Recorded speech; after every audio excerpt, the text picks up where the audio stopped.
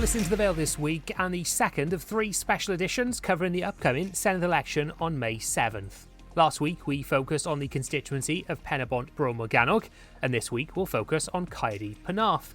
It's one of 16 new constituencies across Wales, made up of three parliamentary areas of Cardiff West, Cardiff South and Penarth, which of course includes Sully, Dinas Powys and Llandoch. We'll put questions on some key issues coming up on the doorstep to the six candidates from the main parties standing, including Lead Plaid Cymru candidate Anna Brucken, Lead Welsh Green Party candidate Anthony Slaughter, Lead Welsh Liberal Democrat candidate Karen Ap Thomas, Lead Welsh Conservative candidate Callum Davis, Lead Reform UK candidate Joe Martin, and second list Welsh Labour candidate Ruba Sirianum. Let's begin our programme with Lead Plaid Cymru candidate Anna Brucken. First of all, tell us a little bit about yourself and why you've decided to stand in this election. I've lived in Cardiff and in Grangetown specifically in the middle of the city for the past 25 years. I've raised three sons there. That community, that place is very important to me.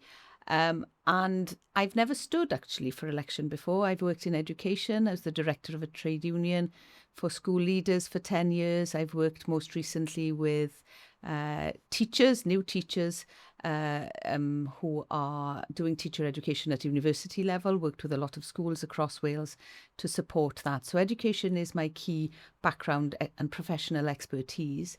But this time I felt I've always been politically engaged and interested.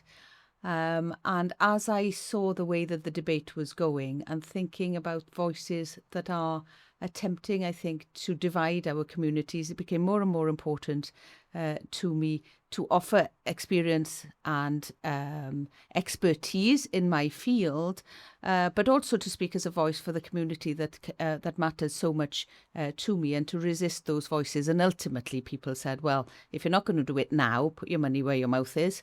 And so I did, and was selected then to head Plaid Cymru's list for Caerdydd Penarth, which I'm very grateful for.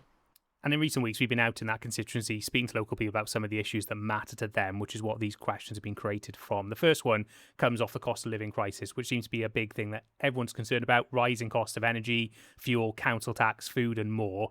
How does your party hope to fix that cost of living crisis in Wales and make sure that people across the constituency feel like they've got a little bit more money in their back pocket? Yeah. There are a series of things we would propose to deal with the cost of living increase, and I agree with you, it is the thing that comes up most readily on most doorsteps.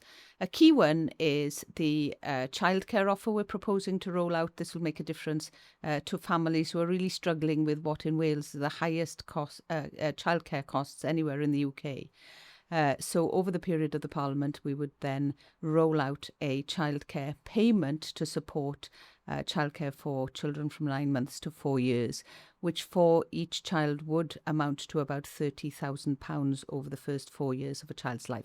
That's a big contribution to one of the bigger costs that people are facing, and plays into the cost of living debate quite clearly. There's a further payment as well that we would pilot for the most disadvantaged families, the canal payment we're calling it, which would allow them also to access £10 a week in addition to support childcare costs.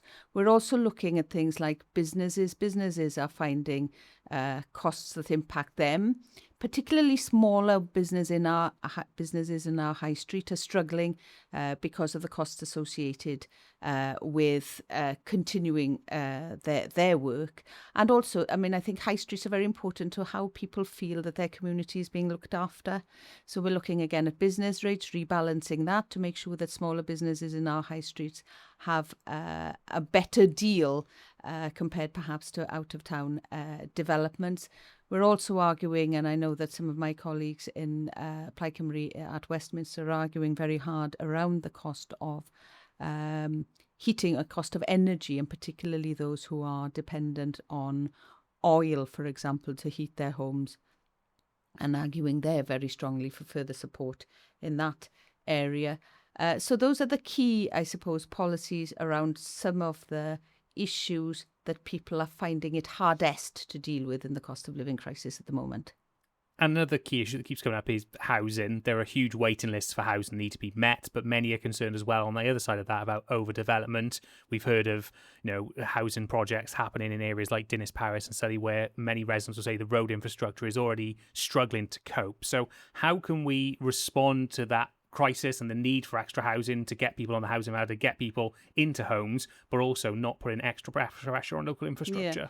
I was speaking to somebody about this in Dinas Powys last night, actually, and there are very strong feelings there about the infrastructure and how able it is to sustain further development. But I've also, on the other hand, have conversations in the same place with younger people who are concerned about their ability to buy a house and remain in somewhere like Dinas Powys. So there's always a balance to be struck. I think the two key things that we would look at there. Obviously, houses need to be built. Then there needs to be action on that. But I think the way that planning works as well needs to be looked at very carefully and make sure that at a local authority level, for example, there is the expertise there to plan effectively and appropriately in different communities and to make sure that all those voices are being heard. But there are two sides to that coin that I've heard in places like Dinas Powys. So balancing that will be difficult, but we can't shy away from the fact that we do need more homes, more affordable homes, most importantly, for people across these communities and across Wales more broadly as well. Another key remit of the Welsh Government, of course, is local transport. There's been lots of talk of investments in new stations in Cardiff. There's been improvements in the train services from Cardiff to Penarth and recently, but there are still areas coming into the Vale of Glamorgan area, like we said, like Sully and Dinas Paris, where the road infrastructure struggles, but there is also that need for that investment. So what needs to be done to invest in local infrastructure on public transport, but also encourage people to leave cars behind and use that public transport instead? I think the key thing on public transport, and I've spent a lot of time in stations in Dinas Powys and Eastbrook in particular talking to commuters about this. They appreciate that some of the trains are better than they were, but in order to enable them to leave their cars at home, as many of them would wish to do, there are key issues. For example, in Eastbrook, the accessibility of these stations, it needs some kind of lift for people who have disabilities and families with pushchairs. It's impossible really to use some of our stations because of the way they've been constructed. And I know there's been a long-standing campaign around these issues. So I think enabling people to use public transport is one thing. Then the second thing is the investment in that public transport. And the argument we have consistently made, and it is one we'll have to have with Westminster, we can't resolve these large-scale funding issues within the confines of the Welsh budget.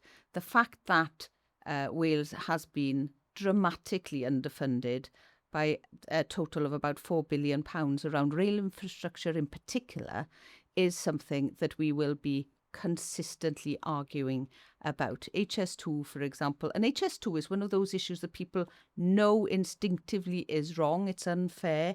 Every conversation I have about HS2 is, why is Wales not benefiting from funding and are paying essentially for a project which is entirely within England's boundaries and not a service that people from Dinas Powys are likely rarely, if ever, or what more widely in this area to use with any regularity. So that is a big argument that we will use going forward as well. Let's now talk about the NHS. We're seeing record waiting lists, people to struggle to access GP appointments. It's a big question that we've asked quite a few times, but what needs to be done to fix the NHS and get it working for local people? Yeah, I think everybody I've spoken to realise that this is a huge challenge that isn't going to be fixed overnight. 1 in 5 people in Wales are on a waiting list. 5,000, I think, people are waiting more than 2 years for key treatments. So I think there are a series of steps. First, we would tackle the waiting lists.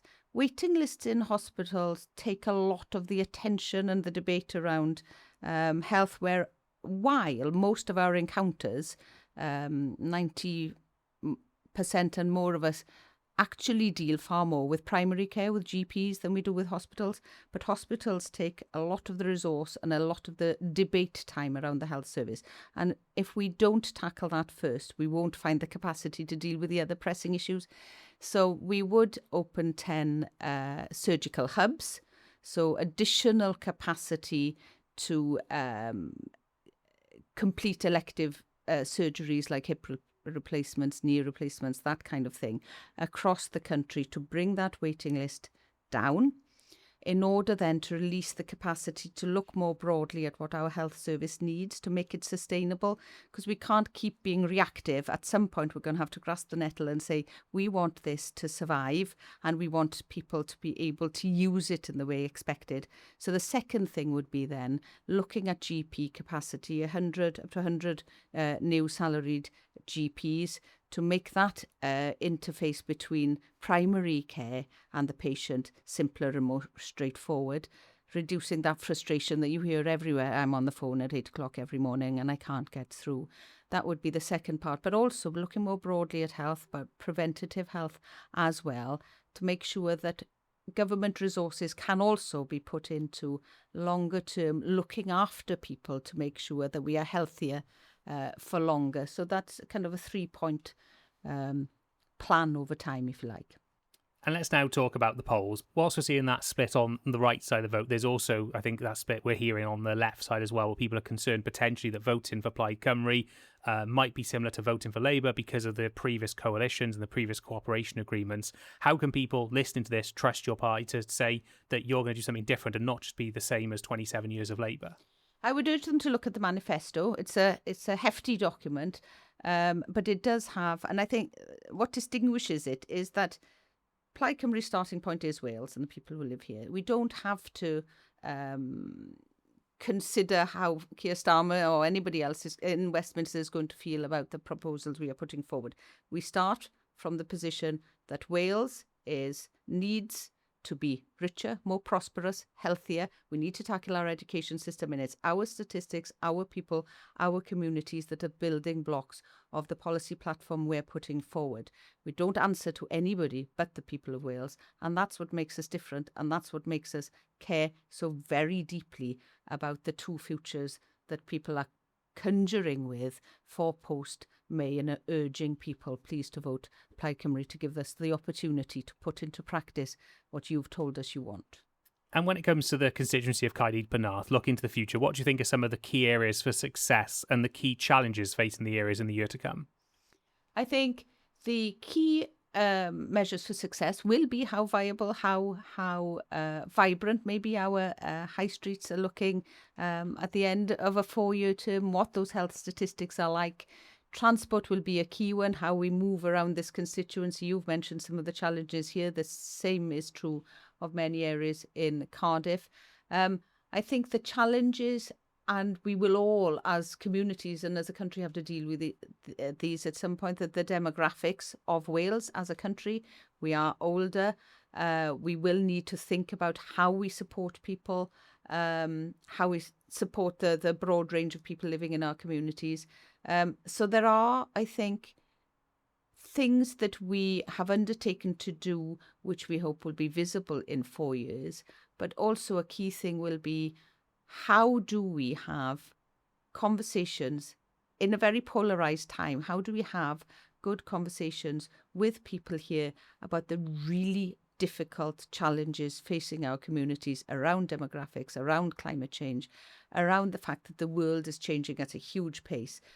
We want to create a space to have those conversations as well. And finally, in 30 seconds, why should people vote for Plaid Cymru come May 7th? Because we've got a compelling policy offer, because we're the only party who can beat reform, and because we are candidates who live in these communities, care about them, are invested in them, and that's reflected in our determination to do the best for them. That was lead Plaid Cymru candidate in Caerdydd Penarth, Anna Brucken. Next, lead Welsh Green Party candidate, Anthony Slaughter. So, first of all, for anyone who doesn't know, tell us a bit about yourself and why you've decided to stand in this election. Well, I've been leader of Wales Green Party for several years now. Been an active member for over a decade, doing elections at every level. and watched the growth of the party in Wales. And we had our historic breakthrough in the general election in 2024 when we came second in my constituency, Caerdydd South and Penarth, which was historic, never happened before in Wales, but we already knew the momentum was growing. So we were focused on the Senedd campaign ever since then. We realised the figures were showing and what we were hearing that we could make a breakthrough in the Senedd in 2026.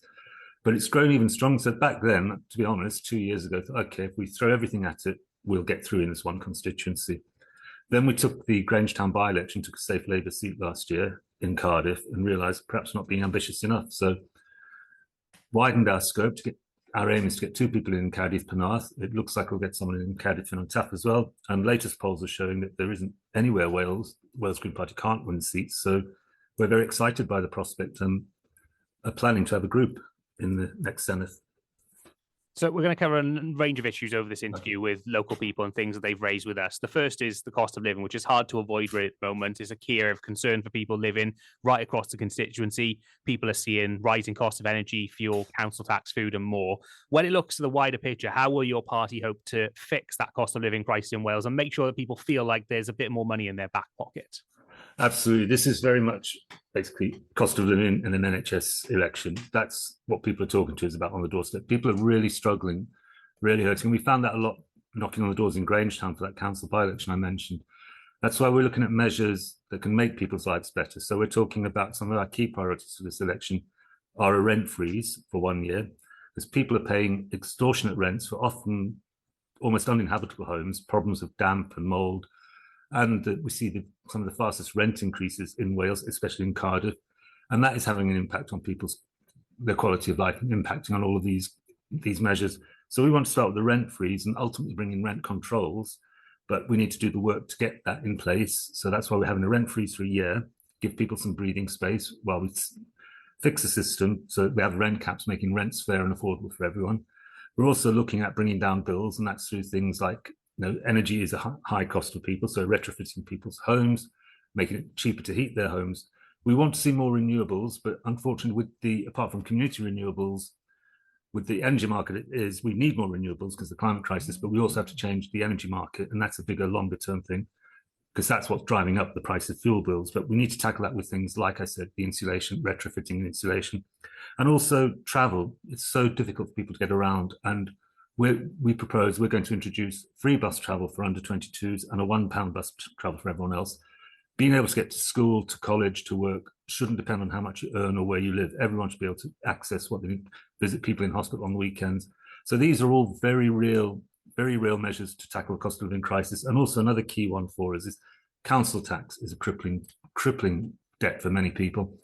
Very unfair based on outdated valuations. So we want to scrap council tax and replace it with a land value tax. So people are taxed, the landowners are taxed on the value of the land rather than tenants paying unfair council tax. So not only will that ease the pressure of those earning less, the least, it will also be a fairer tax on those with more.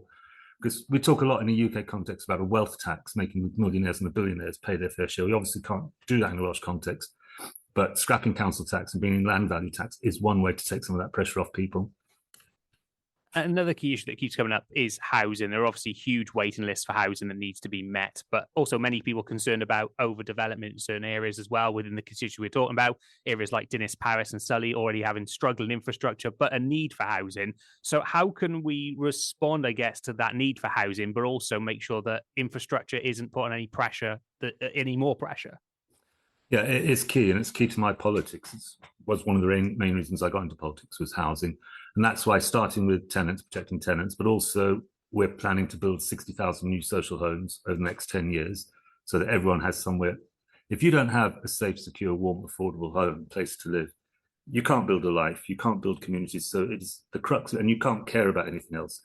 So you're absolutely right. We need to build that new affordable social housing.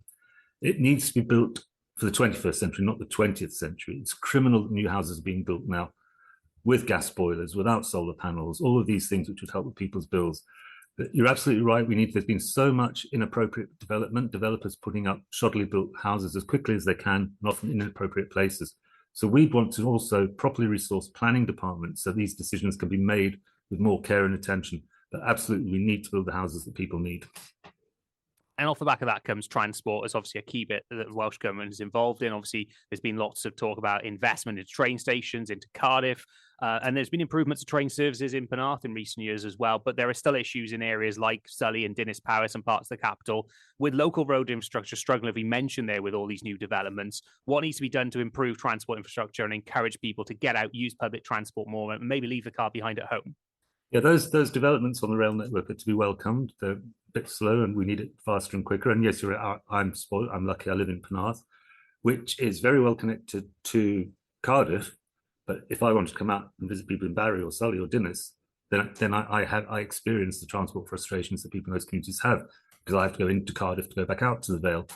So this is why this is one of the concerns that people bring up about the housing developments. When you haven't got the infrastructure, be it transport, schools or GPs, it does put unbearable pressure on those services. So we need to get that much better, more accessible public transport, which is where our bus offer comes in, because it's no good telling people, as some evangelical people might, that cars are bad, you shouldn't have a car. People living in some parts of the Vale need a car. There's no other way they can get around. That's why we need to put affordable, accessible public transport infrastructure in place to make it more desirable, more cheaper and more enjoyable to get the train and the bus. And let's now talk about the NHS. It's one of the other big things that people are worried about. We're seeing record waiting lists, people struggling to access GP appointments. It's a big question, but what needs to be done to start fixing the NHS? It is a big question. And yet, as I said earlier, the other big thing people are talking about, there's a lot to be done. You do come up with a lot of these issues and doing a lot of debates about the frustrations of the unfair funding formula for Wales. So that Wales doesn't get the money it should from things like HS2 consequentials, devolution of the Crown Estate. And we will continue to campaign for those, but we've also got to deal, like the other parties, with the reality of what the Welsh block grant is, what the Welsh budget is. How do you fix the NHS? How do you make the NHS better under those circumstances? And we're looking at shifting resources to primary care, moving GPs, getting GPs and dentists into people's communities so they don't have that problem of travelling to get to them. They don't end up in hospital taking up space that could be used by people in more urgent need. And also we're looking at community care hubs. Again, there's a level of expertise, sometimes a district nurse or a pharmacist, which can stop a problem before it becomes too serious. So we're looking at that and lots of preventative measures. And that comes back to housing. If people are living in warm, dry, heatable homes, that has an impact on health. Public active travel has an impact on health. But all of these things are important and there are things we want to do. But they also don't tackle the crisis, the scandal that is corridor care. If you're being treated in a chair in a corridor for 48 hours, all this other good stuff about prevention doesn't mean anything to you. If you're in A&E for 48 hours. So tackling these crises, one of the first things we want to do is end corridor care. And the first thing you do about that is you start recording the data, which isn't happening at the moment. How can you fix something if you don't know how serious it is? So with the backing of the Royal College of Nurses, we would want corridor care, for instance, to be declared a never event, which means after 24 hours it's recorded. And then you start to address the issues, how you stop that happening. You stop bed reduction, you consider bringing in clinicians on the weekend. All of these are important, urgent things to do, but can't deny it is a massive job to clear up the situation where the NHS is now. And we also have to recognise that with so many of the other crises, a lot of these problems have happened because people have just been tinkering around the edges for 27 years. They haven't taken the action further upstream, which could have stopped us getting to this situation. But it is in crisis point, and it is something we really have to look at. Other aspects of it are perhaps the health boards working more closely together, not in silos, reduce that sort of repetition of bureaucracy. But my key thing, and going into this election, the key learning for me is actually speaking to the people who provide that service. The nurses, the health staff, the doctors, talking to them, getting their input on what they think is needed. They're the people who know what's wrong, and they're the people who want to make it work. So it'd be a lot of work being done in conjunction with health professionals moving forward. And let's now look at the polls. You joined the Green Party back in around 2010. You've stood in 6 elections. You mentioned the parliamentary election would come in second as well. And now the polls are showing a really strong chance of Green representation within the Senedd as well. Of all the elections you fought to date, do you think this is the best chance you've got of getting elected? And how do you feel and the confidence on all the polls of the chance of the Green Party across the whole of Wales? Well, polls, always caveat the polls, but they are showing general trends. I think the polls are showing we will definitely have Greens in the Senedd. That I think that is now baked in. So yeah, that's a very exciting position for me to be in. standing in for election. I think that what they're showing and what the polls are doing is they're reflecting the conversations we're having in public, at events, on the doorstep. Our action days, our membership has quadrupled in the last 5 months in Wales. And these are young, most on the whole, very young, excited people who want to contribute, want to actively campaign for the message of hope we're offering. So, as I said, I'm very confident there will be a significant number of Greens in the Senedd after May the 7th. And two final questions now. When it comes to Caerdydd Penarth as a constituency, look into the future, what do you think are some of the key areas for success for the constituency and the key challenges that face it in the years to come? I think there is just so much potential in both Cardiff constituencies. But yeah, there's just so much potential for community energy development, community cooperatives, improved active travel, making it a place that's easy to live, a place that is a delight to live in, and in many ways it is in Penarth here and in other parts. A place that's easy to get to your place of work, your place of religion, your place of education, a place where communities thrive, where the high streets are vibrant. All of those things, if we're not careful, if we don't take action now, we could lose.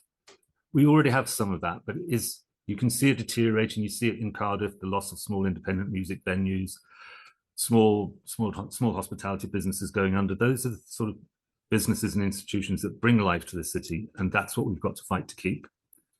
And finally, in 30 seconds, why should people vote for your party come May 7th? Vote Green, because vote for us in the Senedd, because we will be that bold voice pushing the next Welsh government to be bolder and take action more quickly. We've had 27 years of managed decline. It's time to stop tinkering around the edges. A change of management isn't enough anymore.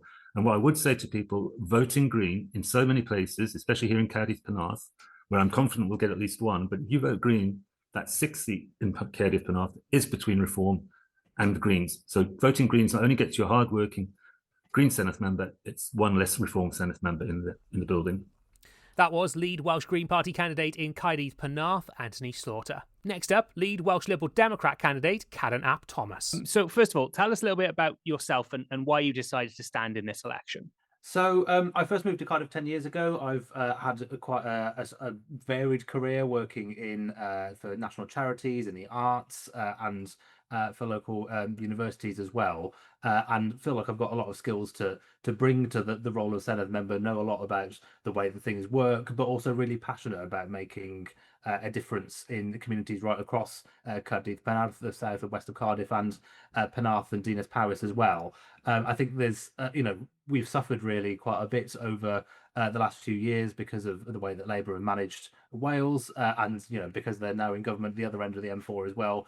They've very much run out of excuses. What we as Lib Dems have done is managed to make a massive difference to people's lives over the last 5 years, using our influence to get more money into social care, to get money to protect leisure centres, for example. But we've set out a really ambitious plan of what we would do and the more Liberal Democrat Senedd members we can get elected this time is going to make a massive difference to people's lives. And in recent weeks, we've been out speaking to local people about some of the issues that matter to them. And one that comes up time after time is the cost of living crisis. It's a key area of concern for people. They're seeing their costs continue to rise around energy and council tax and fuel and food. How does your party hope to fix that cost of living crisis in Wales and make sure that people feel like they've got a bit more money in their back pocket? So absolutely, it's something I hear time and time again as well, understandably, and I absolutely feel it myself.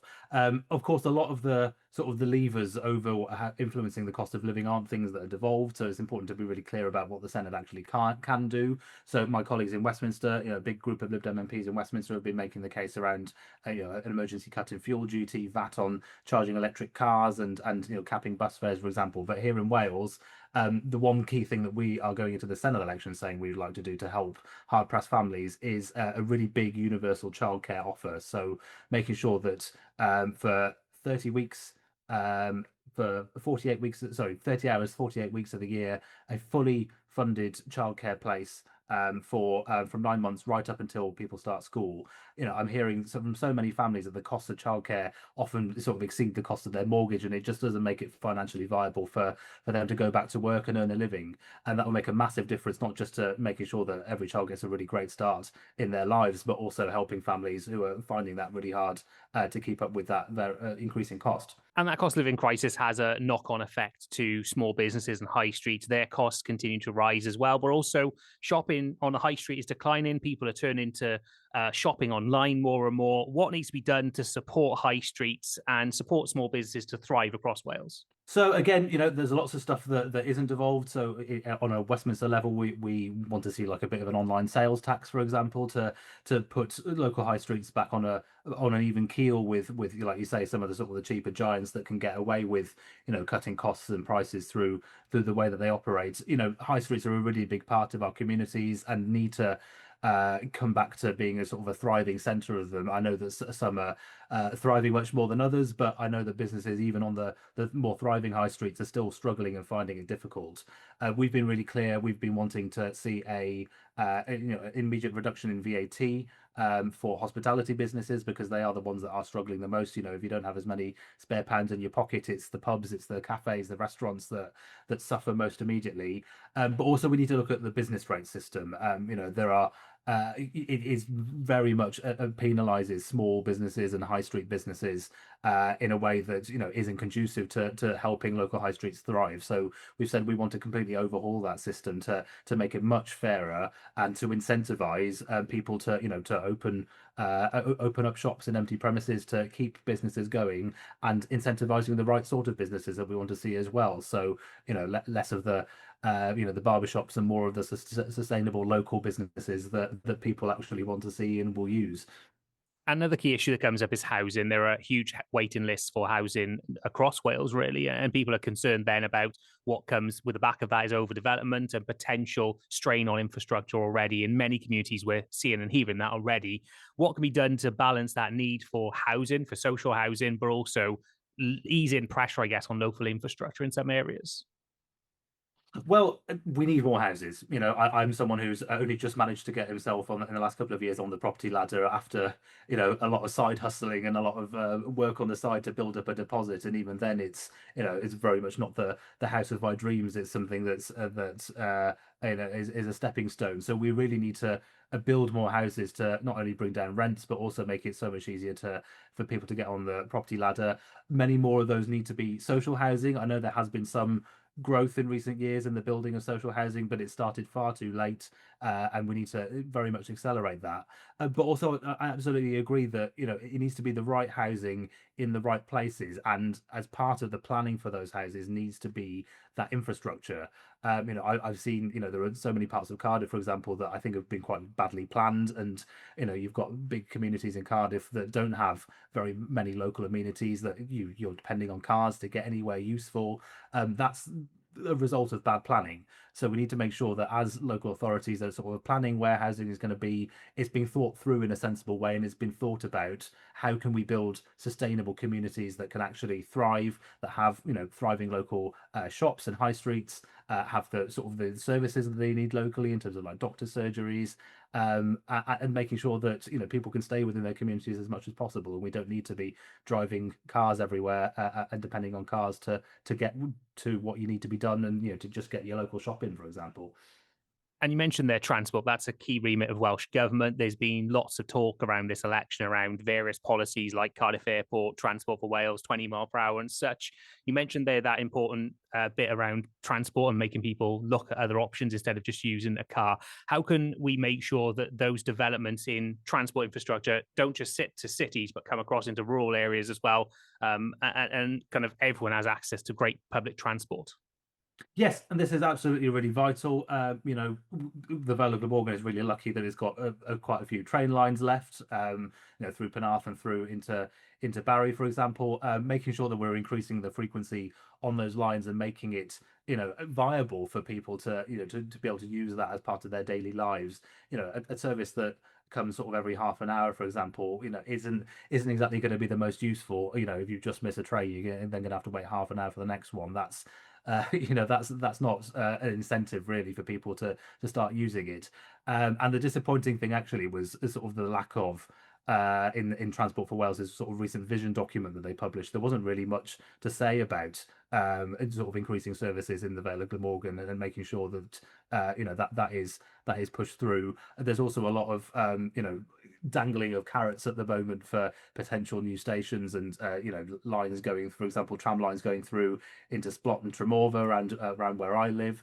Like there's a lot of stuff in the air, but very little of it is actually being committed to paper at the moment. I think we really need to see progress on some of these schemes to make public transport much more viable, and making sure that as well, these new powers that have been passed around the way that the bus services can be franchised by local authorities. We're making the most of those powers to make sure that we have fully joined up public transport systems, that bus services interconnect with rail services where possible, so that all of our communities right across rural areas as well as urban areas are as connected as they can be.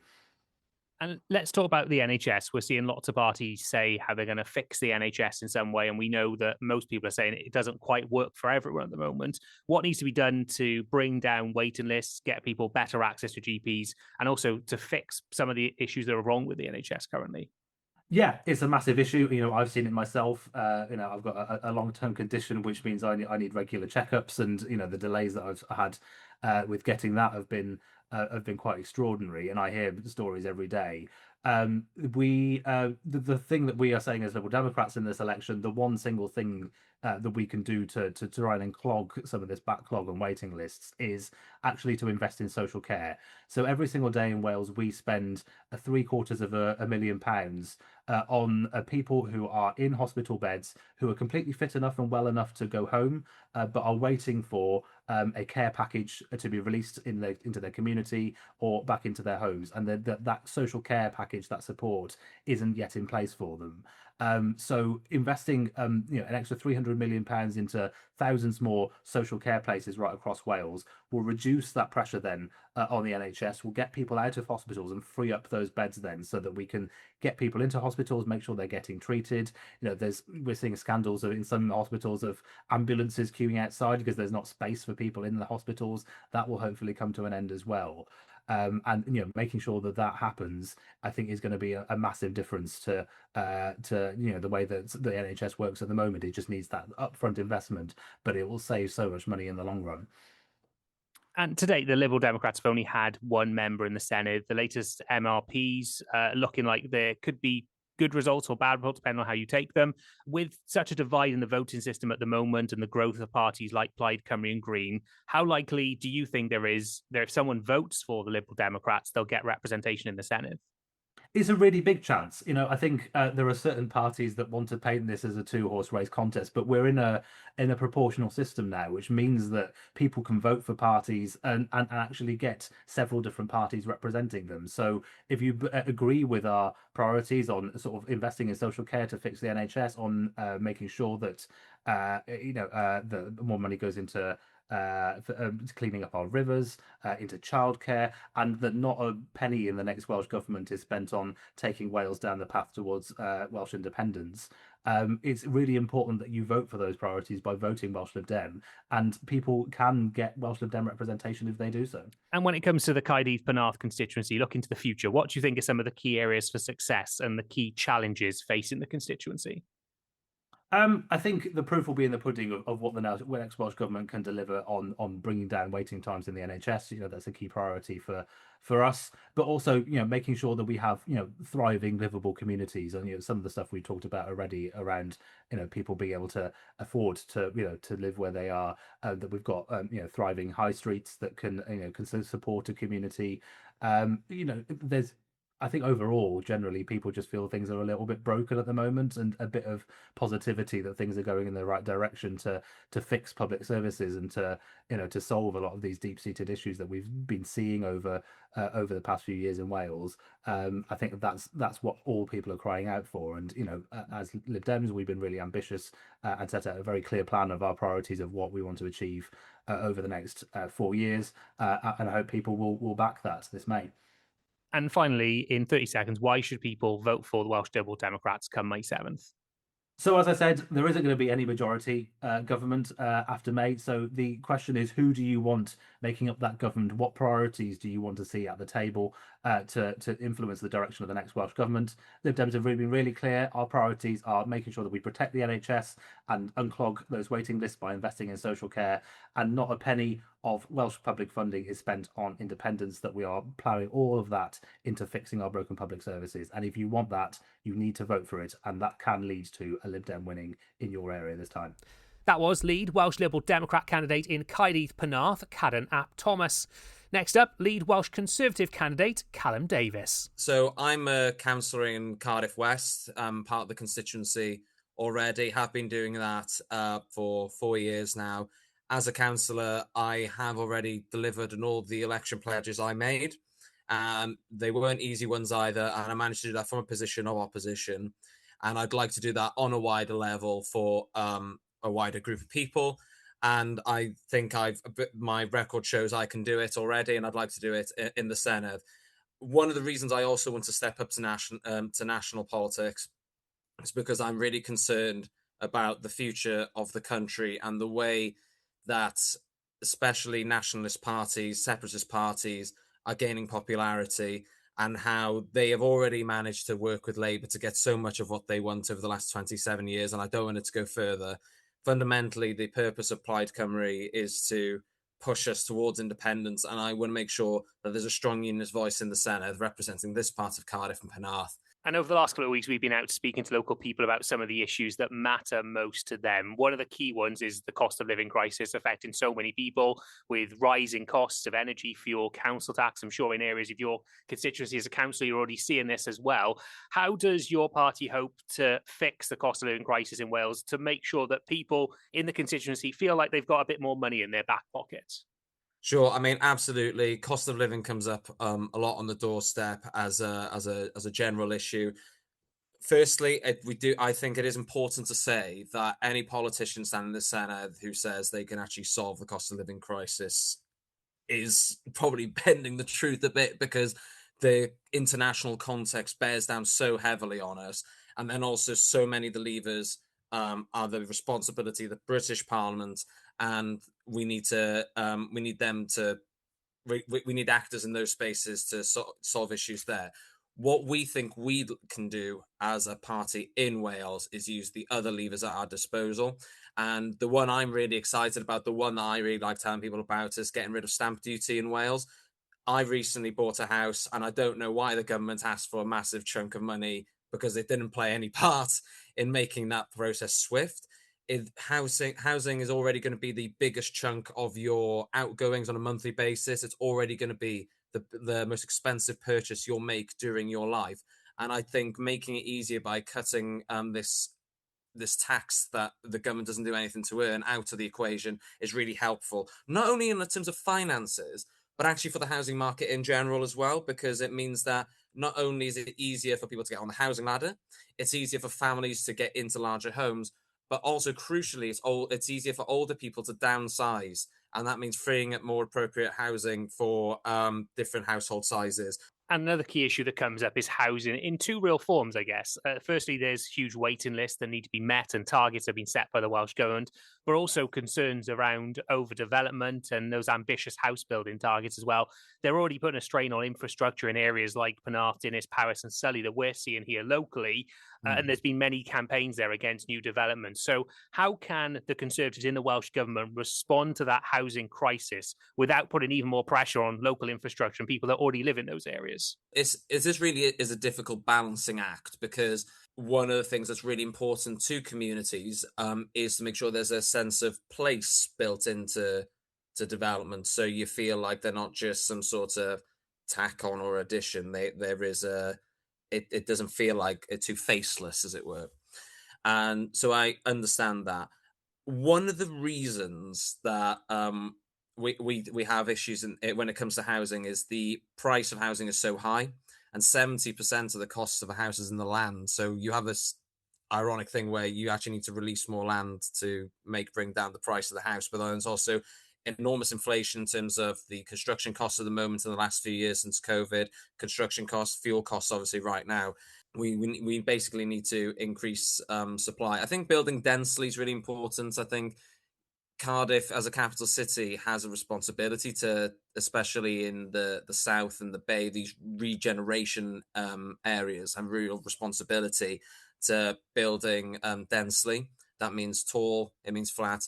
And the thing is, that's going to be really encouraging for attracting new people to into South Wales and into Cardiff, a new, young, energetic workforce, because we have seen evidence of a brain drain from Wales over many years. So I think attracting new people through that kind of dense building in Cardiff city centre would be a good way to go about it. Another key remit of the Welsh Government, of course, is local transport. We've already kind of touched on this a little bit. We've seen lots of investments into Cardiff, improvements into train services into Penarth in recent years, but there are still kind of key issues with transport, with local road infrastructure struggling, like we've mentioned. What needs to be done to improve the transport infrastructure and encourage people, I guess, to jump onto public transport, like you've already mentioned? So, as I've already spoken about the importance of buses and how I have a record of bringing new bus services as a councillor, when it comes to roads, we have seen the Labour government, supported by Plaid Cymru and the Liberal Democrats over recent years, they brought in a road building ban. That is not the action of a government that wants to grow the economy. We've also seen the bizarre wasting of £150 million on the M4 Relief Road report that then recommended we should have one. And then the Labour government said, we're not going to do that. They ignored it after spending all that money. The Conservatives believe in building that M4 Relief Road, and unlike Reform, we don't believe in paying for that through tolls. I'm not really sure that exactly helps with relieving traffic, which is what it's supposed to do. And that is really important to actually getting things moving across South Wales. And when it comes to the bringing in visitors, I know this is a different kind of transport, but of course with Cardiff Airport, despite the fact that hundreds of millions of pounds have been spent by taxpayers' money has been spent by the Welsh Government on Cardiff Airport, the fares are still higher than Bristol, so it's not actually been as competitive as we'd like to see it, and that's why we'd wanted to see Cardiff Airport return into private hands, because it can have that more competitive element and attract more people to using Cardiff Airport as a destination. And let's now talk about the NHS. We're seeing record waiting numbers, people struggling to access GP appointments. As a party, what do you think needs to be done to fix the NHS and get it working for local people? When the Conservatives were in government in Westminster running the English NHS, there was, fair enough, there was a lot of complaints about what was going on there. People in Wales had to deal with much worse. And I know people that when they were getting ill near the English border were desperate to be in an English hospital rather than a Welsh one. And that is because of the experience they've had in the Welsh NHS, which is a result of the mismanagement by Labour over 27 years. And it is really indicative of and I think it's really important which party's in charge, because if you actually looked at the record under the Conservatives, not only did wait over 2 years for treatment, not only were they gone, but we also managed to get rid of rates over 18 months. And yet in Wales, we still have waits over 2 years. I don't know how many times we've been promised that they'll come down. But there's still thousands of people waiting over that threshold. And that is just simply unacceptable. I think for me, what's really important about what we do with the NHS is actually make the best use of technology. We had the NHS app in England many years before we had the Welsh one. And that's actually really important for freeing up capacity within the NHS when it comes to clerical work, which is often now falling upon frontline staff. And once we can free up capacity among the existing workforce of the NHS, actually what we have is a much more productive workforce, which is then works better for patients as well. Let's now look at some of the polls. Most recent YouGov poll that came out in late March suggested the Conservatives may only end up with one seat of the Senedd come May 8th. Are you concerned about the rise of Reform UK? You've mentioned them already, and that creating potentially less opportunities for Conservative representation in the Senedd come May? Well, I shall refer you to a more recent poll that came out just the night before we're speaking that showed that I would win my seat in Cardiff South and Penarth under this new voting system. I think the really important thing to remember is that this voting system means that very small changes in percentages can have significant changes on the actual seat outcomes at the end of the election, at the election counts. And I'm fighting for every vote. I've been out 3 days a week since September. I've knocked on probably over 4,000 doors already, speaking to as many people as possible, because I need people to know that when it comes to the Conservatives in this election, we're the only people that are putting forward recommendations that don't just make the problem worse. At the moment, the whole democratic regime in Cardiff Bay has been Labour, Plaid and the Liberal Democrats, just because the amount of seats have between them changes. If they're still in charge, things will still be the same. And if Plaid are actually leading the way, it will be much worse, because then you'll have a push for independence. And we have the same from the Green Party as well. And I hear so many policies from them that just want to overburden business and individuals with more costs when it comes to taxation, and doesn't really recognise the fact that as a country we are way overspending on so many unproductive areas of the economy that could then instead be going into generating a positive business environment, but also making sure our frontline public services are working across the board. And yes, I am worried about reform, because I don't want people who are on the right politically thinking that they'd actually be worth our representation, because as we've seen so already, they are weak, they are unserious, and they're actually lazy. They basically copied and pasted our manifestos from the last 10 years and called it their own. They keep saying they're different from the Conservatives, yet they keep taking the dregs of our party that we're very happy to be getting rid of. So I am worried about reform, on the basis that people believe that they will actually present a more positive, more effective change, when actually all evidence is to the contrary. And two final questions now. When it comes to Caerdydd Penarth as a constituency, looking to the future, what do you think are some of the key areas of success for the area, but also some of the key challenges that will face the area in the years to come? So I think, in all fairness, I do think Cardiff is getting a positive reputation as a go-to destination when it comes to major events. I think that is good for the economy. I think it's good for jobs. But then I'm also aware that we have so many... The Conservatives brought a motion to Cardiff Council, which I seconded, about antisocial behaviour in our city centre. And I don't just mean... people who maybe because they're more vulnerable, like homeless people. I'm just talking about people with no manners who are actually making the public space unpleasant. I probably every time I go into the city centre, I will smell someone smoking weed at one point when I'm there, and that is just utterly unacceptable. That is breaking the law, and there is a permissive policing approach to drug use and drug dealing in our city centres that I really want to get rid of. I think this is a huge challenge that's come out since COVID, where just people's attitudes towards each other has really deteriorated. And I think fostering a sense of community and trying to get more, to try and instill British values even stronger within with people across those communities is really important. And finally, in 30 seconds, why should people vote for you and your party come May 7th?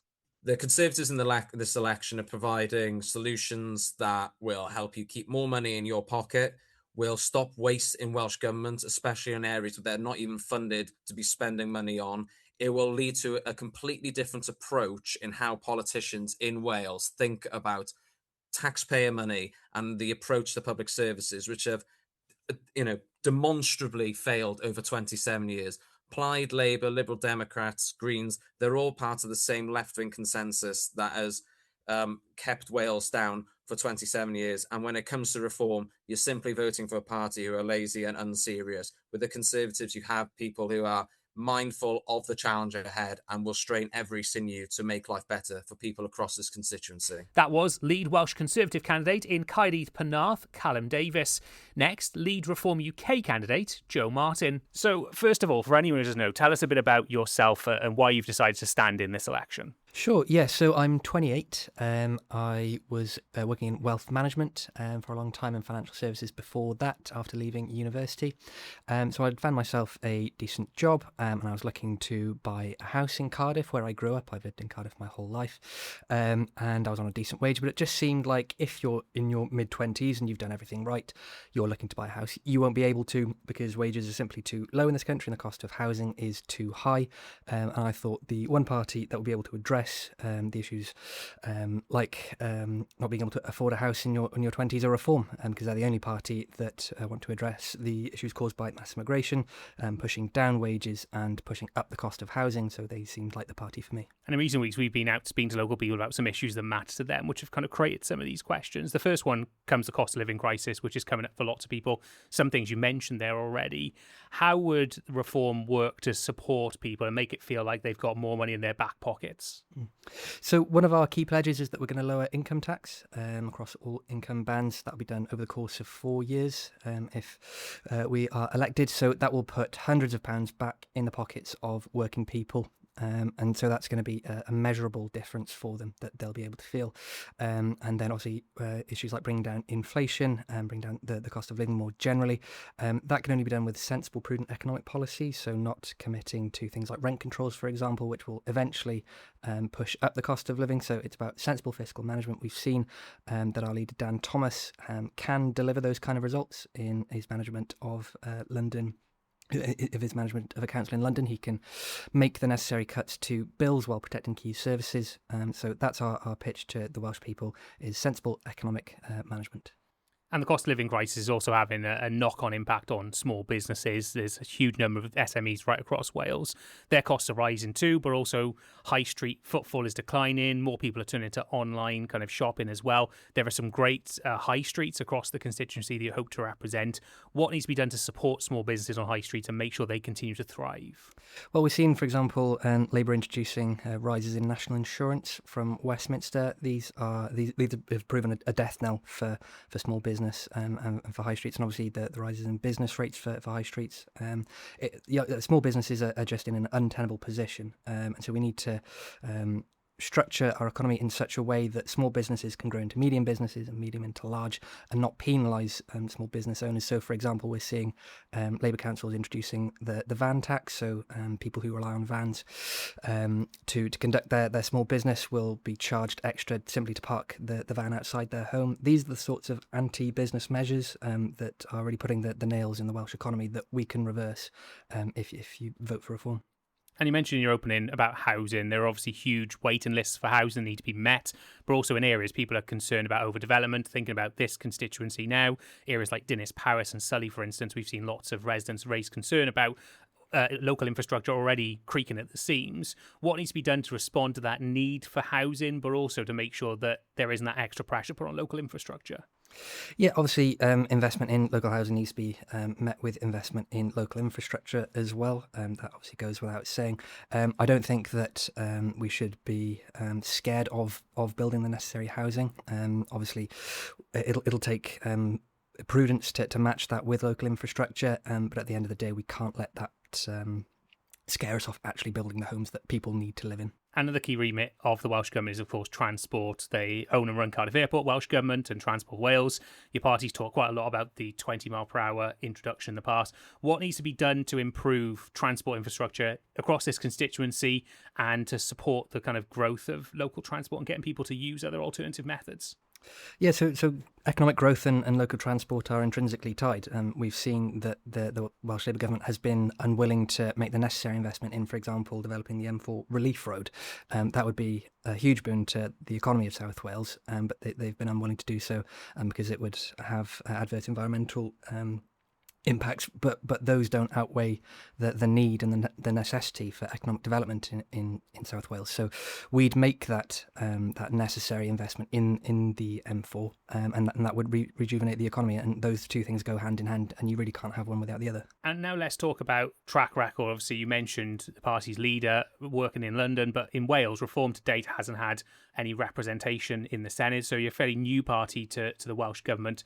How can people put their trust in you, I guess, a party, and why should they put their trust in you as a party to be in the Senedd and be in Cardiff Bay to potentially lead the future Welsh Government?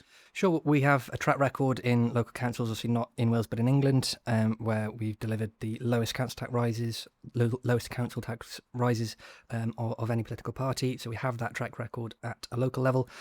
Obviously in 2021, we were on 1%. Now we're on anywhere up to sort of 35% in the polls. So obviously people do believe that we are going to deliver change, and we're looking forward to delivering that change. I think the parties that do have a track record in government have a track record of doing poorly.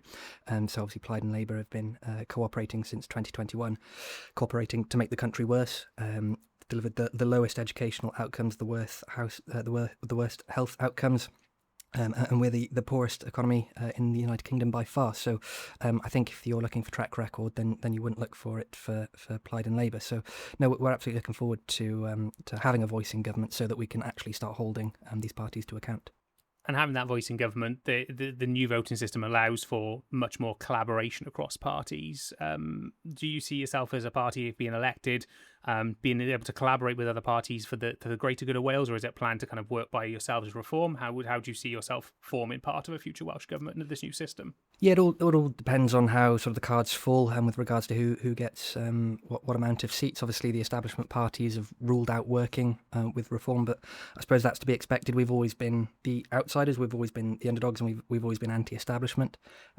They've committed to not working with Reform. Will be left out because we represent people who've been left behind. I would say that if Plaid do well, then there's potential that we could go from a Labour government supported by Plaid to a Plaid government supported by Labour. That doesn't sound like the change that Wales needs. That sounds like more of the same. So it would be really disappointing if that was the result, because it would just lead to 4 more years of stagnation. But we do whatever we could to put Wales in the best position going forward. So it just remains to be seen how many votes the individual parties get. And we've seen lots of polls already that have put yourselves and Plaid in various different positions. When it comes to knocking the doors and speaking to local people, do those polls reflect, or are they kind of a little bit questionable at this stage? How do you feel about those polls? It's difficult to tell. What I would say is that there definitely seems like there's a bit of a shy Tory vote. So in the same way that there used to be a shy Reform vote, in the same way that there used to be a shy Tory vote.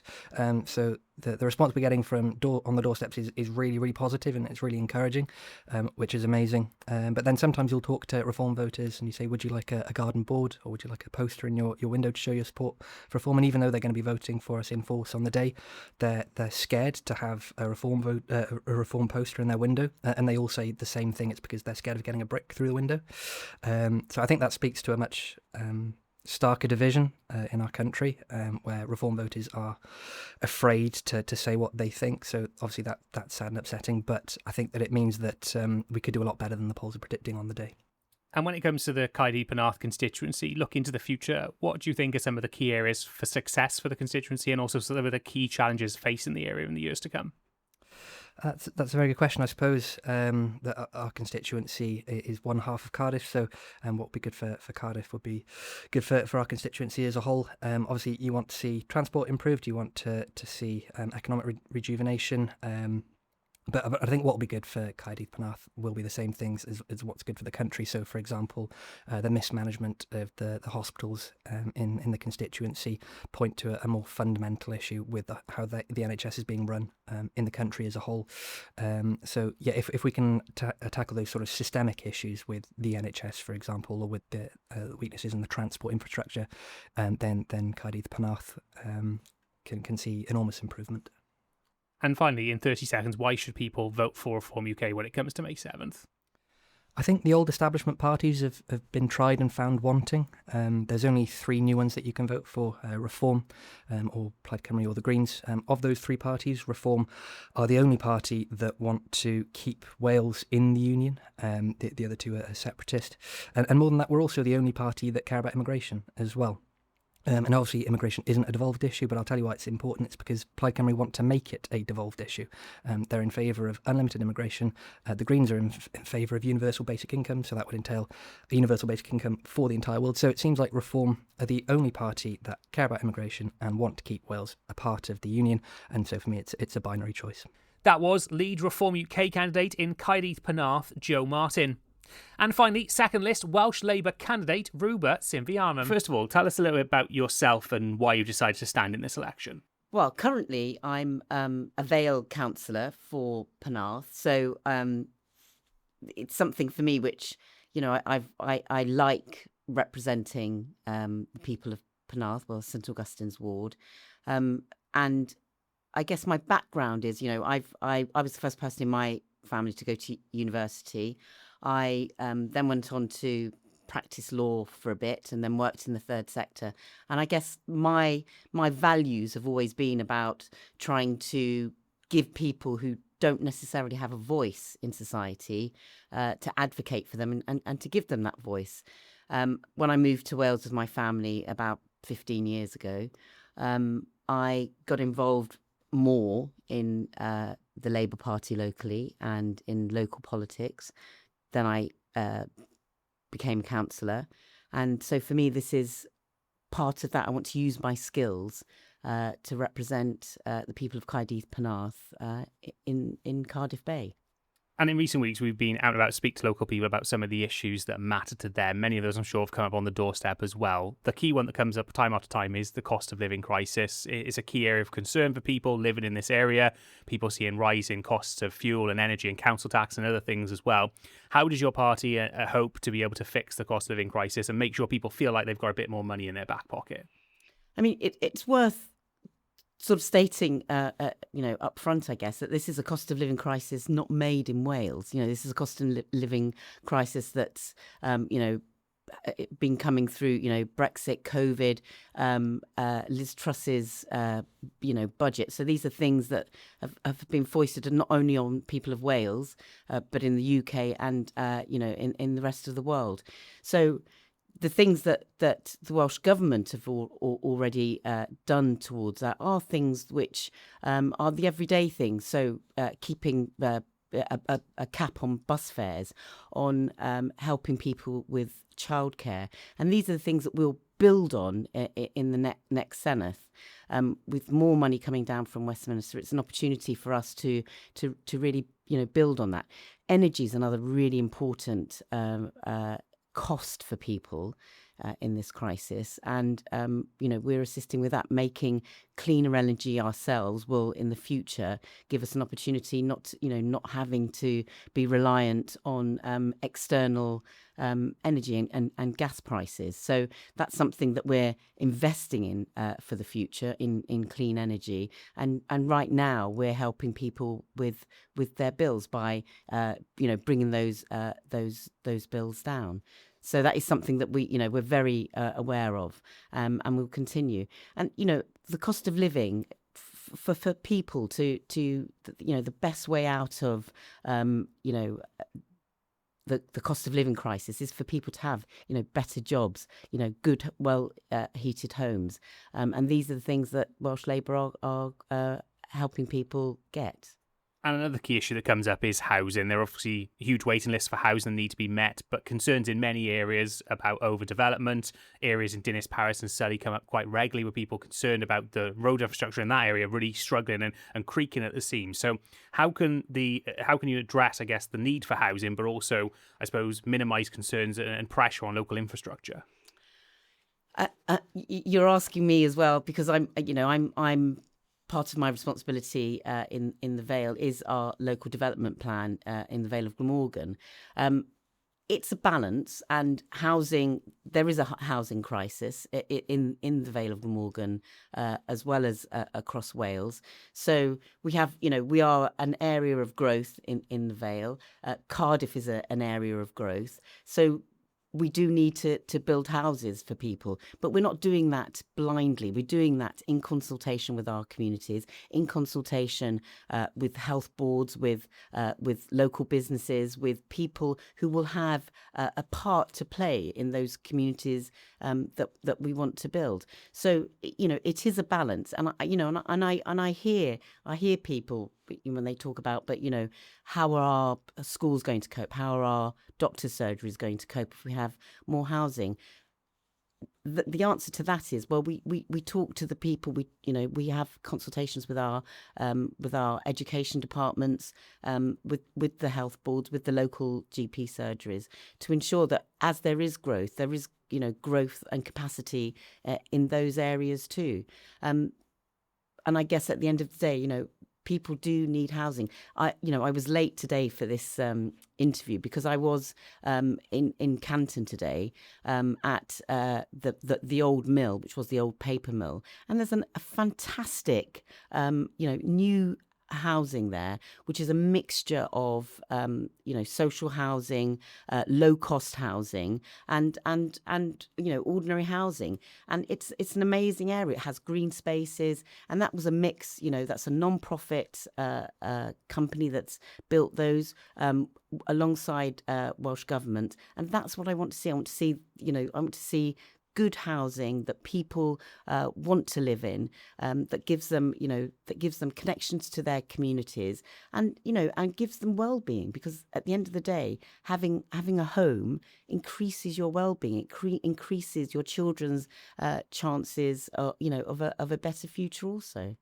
And coming off the back of that house, and I guess the other key remit of Welsh Government is around local transport. There's been lots of improvements in Cardiff and an increase in train provision into Penarth as well. But areas like Sully and Dinas Powys, again, still see sometimes less infrastructure there. With local road infrastructure, we mentioned already, struggling a little bit. What needs to be done to improve that transport infrastructure and encourage people to leave the car at home and switch to using public transport more? Well, again, if we go back to local development plans, and that's the same with Cardiff and in the Vale, where we are building and developing, we are doing exactly that, encouraging safe routes with bicycles, with walking, so that people are they are close to shopping centres, local shops, schools, and doctor surgeries, so that those journeys can be made. Those journeys by foot, by bicycle, and by bus, because we are investing in 100 new bus routes. We have £14 billion is going to come through for us to invest in 7 new stations in Wales. And those will be in rural areas also, because we do need to make that connection. I know in St Athan, our hope is that we will get a railway station there, but that's an ongoing negotiation, and that discussion is already happening with Welsh Government and with with the railways. So that conversation is already happening. So we can't do these things in bubbles. We have to open up and have those conversations, and those conversations are happening so that we can we can get those started.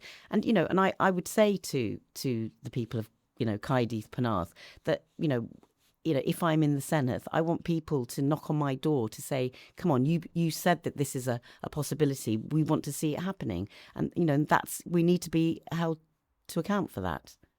And let's talk about the NHS now, a key talking point as well. We're seeing longer waiting lists, people struggling to access GP appointments in some areas as well. What needs to be done to get the NHS working more for local people? Well, look, the NHS waiting lists have come down, have been coming down for the last 8 months. So that is, so we are putting, Welsh Government are putting in over 50% of our budget goes into the NHS. So it isn't just about a resource issue. We're also developing diagnostic hubs, the women-only hubs, so that women can go and see specialists to do with their health, see somebody more quickly, and you don't need to go through going to a hospital to do that, or even to your GP. That you can go to these clinics, and we want to enable people to be cared for nearer home. So pharmacies now can see up to 27, can see or diagnose up to 27 illnesses. So it's by opening the sort of primary care setting that you will relieve some of the pressure on GP surgeries. But that's not to say that that's not happening quickly enough. And in some places that isn't happening quickly enough. But we've also introduced this idea that you can, if you have a pressing, urgent illness, that you will see someone either in your GP surgery or at another place. So very recently, I had to take my daughter. We rang the GP to see them fairly urgently. We couldn't see the GP, but we had a same day appointment here at Barry Hospital. So these issues are being dealt with, and will continue to be so. And we're going to invest £4 billion in building 3 new hospitals across Wales, including the Heath. So, we need a new hospital at the Heath, and we are going to invest and do that. And let's now talk about the polls. The latest More in Common poll released this week suggests Labour will pick up 24 seats on May 7th and become the third biggest party in Wales. When you're out speaking to people on the doorstep who may be turning their back on Labour, maybe traditional voters, what are you saying to them, and why are you saying that they should maybe not consider the other parties that we're seeing the growth in, like Plaid and Reform? Well, I guess simply, I'm saying, we are a part. This election is about delivery, and we have, you could look at it that during 14 years we had austerity. This Welsh government protected our services as far as possible with our free prescriptions, with over 60s being able to keep their bus passes, free school meals. These were the things that a Welsh government delivered during some of the harshest times and challenges that we've had. And then, COVID as well. So during that time, we were protected as a local authority. The Welsh Government protected as far as possible our budgets also, so that we could also deliver our services locally in social care and in education. So now this next chapter, if you like, is about embedding our delivery. So delivering more quickly. So extending childcare over the term of the next Senedd. Not blowing a budget on that in the first year, as some parties are talking about. So it's really about delivery. It's what you want to keep, what Labour have delivered, and what we want to keep and safeguard for the future. And that future also involves, better jobs for our young people. We're already, I think by August last year, I think the figure was around 85,000 apprenticeships delivered across Wales. In Cardiff, there are, over 11,000 people are on the living wage, not the minimum wage, the living wage. So this is making a real difference. This is really delivering, and that's what people should remember is at stake at this election, is that level of delivering, a costed plan that will deliver for the people of Wales. And finally, in 30 seconds, why should people vote for Welsh Labour come May 7th? Because Welsh Labour will deliver. We have delivered already, and we will continue to deliver. That was second list Welsh Labour candidate in Caerdydd Penarth, Rhywbeth Simianum. Polls open on May 7th with 9 parties and 1 independent candidate appearing on the ballot paper in Caerdydd Penarth. Those parties are Britain's Communist Party, Welsh Conservatives, Heritage Party, Plaid Cymru, Propel, Reform UK Wales, Wales Green Party, Welsh Labour and Welsh Liberal Democrats. The one independent candidate is Rhys ap Owen. You can find out more about who's standing at broradio.fm/election. Next week from 6:30pm, we'll be putting questions to some of the leaders of the main 6 parties in a special programme produced with the Wales Community Radio Network. In the meantime, you can listen again at broradio.fm or search Vale This Week where you get your podcasts.